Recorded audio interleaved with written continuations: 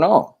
It's Leon Edwards' final shot. Well, maybe not final shot, but at least that Kamaru Usman, who is a family favorite because Jack McCarthy, hashtag Jackie Mac forever, and I went to Chicago to see UFC 225. It was Colby Covington versus Rafael dos Anjos and Whitaker versus Romero 2.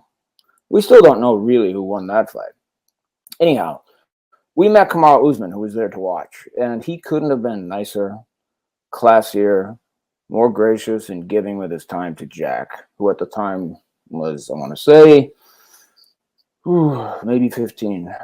So hats off to, and a big shout out to Kamaru Usman, who clearly will always be a fighter from the UFC who's near and dear to my heart. And we lost Jack, and that's why we continue to do this podcast, to fentanyl.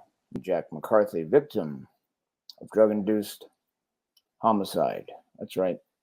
Poisoned by fentanyl. It is the reason everybody has a purpose, right?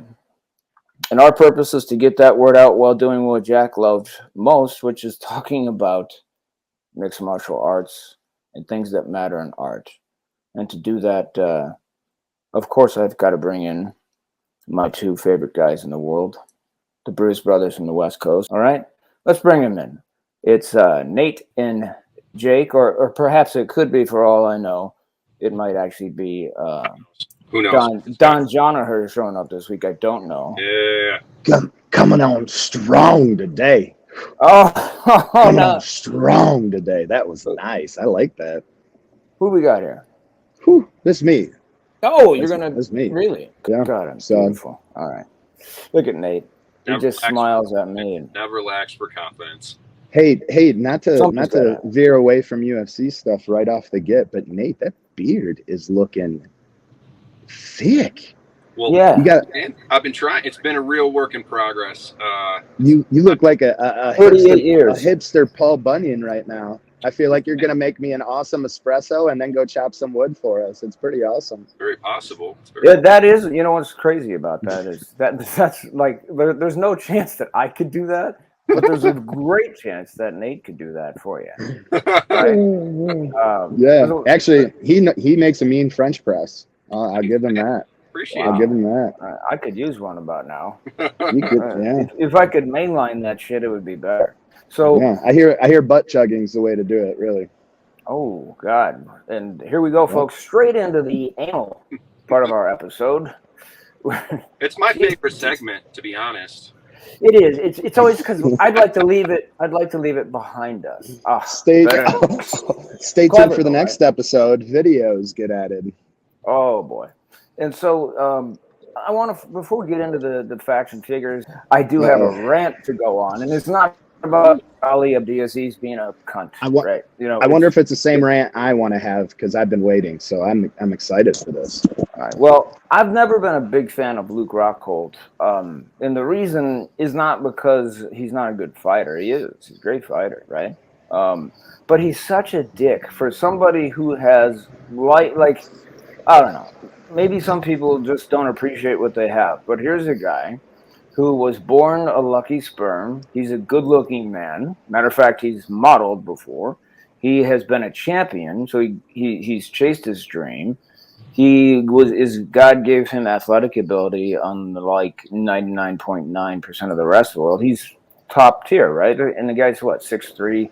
He's got nothing to complain about, and yet, interestingly enough, he seems more insecure than most people I've ever seen with a microphone, and he doesn't feel, I don't know what it is. He just seems just so bitter, and what a bitter cock. And he's said some things in the past.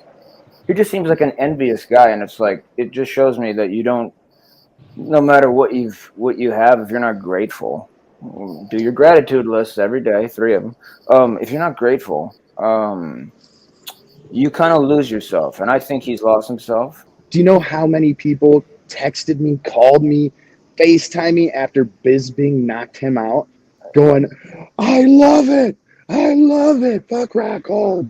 Like, well, Of course, on, because dude.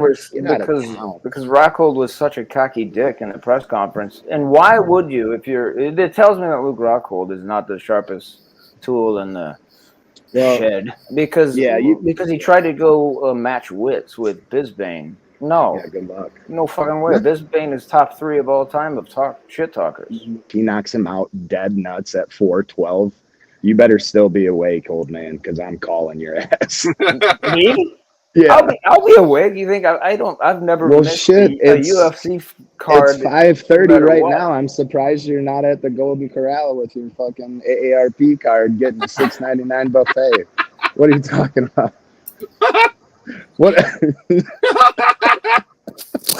Oh, that was pre-written. There's no way you just came up with that. Right. Now, right now it's about nap time, pre-dinner nap time. Oh, what a dick. First of all, my mother will tell you that, unfortunately for her, I've never taken a nap in my life because my mind and body don't work like that. I was born a little hyper, as you both well know. I was going to say, man, he's a night owl. That guy doesn't sleep, so... Nate and I once spent 2 weeks making films and shit and all kinds of crazy stuff in Chicago, and Nate went home 17 pounds lighter and then went home and slept for a week straight, and his wife called me and said that he can't come see you anymore. I remember a time, actually, I think it was recently, where we were waiting to do this podcast, and it was like, oh no, I'm 30 minutes late and waking up because I stayed up all night doing something. Oh, that was this morning. That's true. Wow. That was I was sick all week with what I thought to be potentially COVID. Turns out James McCarthy, 32, COVID 0. I've been tested 32 times. Now, anybody who brags like that is destined to fucking die from it the next, even get it eventually. Hopefully I didn't just jinx myself. So, okay, Jose Aldo is fighting a really, really, really, really tough guy and a likable guy. So for a little history of my memories of Jose Aldo is, I thought in 2015 when he finally decided to fight Conor McGregor, and this is when Jack was an actual casual, and I started to introduce him to the sport, and he started getting into the history of Anderson Silva and all the way back to the beginning, the Gracies and everything, but. And of course, then he discovered this Irish crazy man, Conor McGregor. I thought Conor McGregor had no chance to beat Jose Aldo at all. Literally. No, I thought no matter what, Jose Aldo is the greatest featherweight of all time.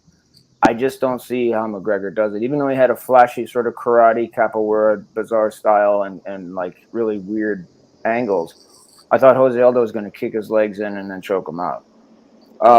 And now he's McGregor knocked him out. He's the top of that celebrity step out list for you.